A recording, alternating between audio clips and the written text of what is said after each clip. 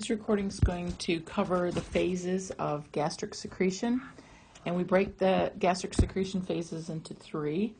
We have a cephalic phase, a gastric phase, and an intestinal phase.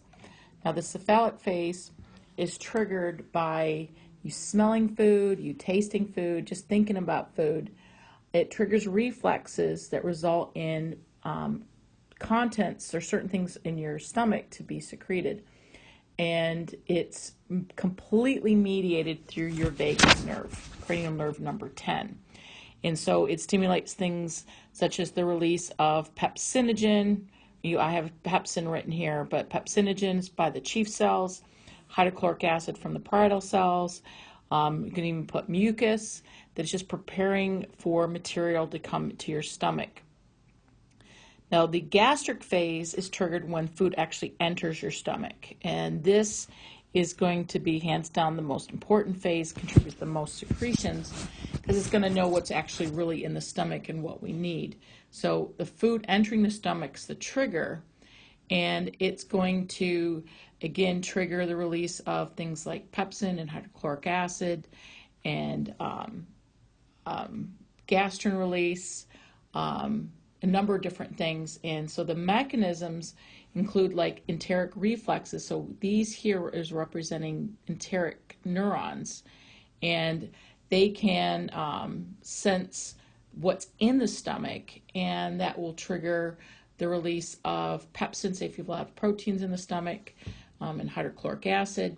You do have some reflexes mediated through the vagus nerve, so you can see it coming down here. So you have vagal reflexes, and you also have the role of gastrin and histamine. Remember, histamine is released by the enterochromaffin-like cells, and that will result in more hydrochloric acid being released. The gastrin also stimulates hydrochloric acid to be released. So those are all going to aid in release of things like hydrochloric acid and, say, pepsinogen and even mucus, which protects the stomach. Now, the intestinal phase, this is when food enters the intestine, and the main thing, though, for this one, it helps to control the rate in which the material, which we refer to as chyme, empties into that small intestine. And that does involve the nervous system and the role of hormones. So the main thing, this doesn't contribute quite as much to the secretions.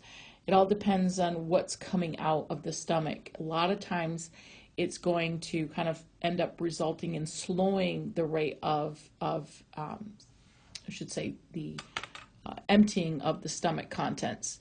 Now, the one thing I wanted to show you is this thing called the enterogastric reflex. So the presence of the chyme in the duodenum is going to stretch it, and that triggers a reflex.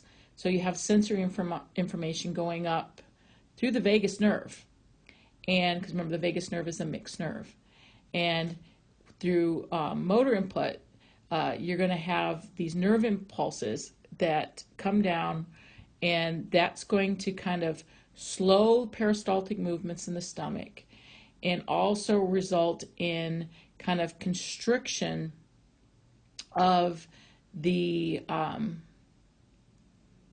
pyloric sphincter. And that's going to help to slow the rate of gastric emptying.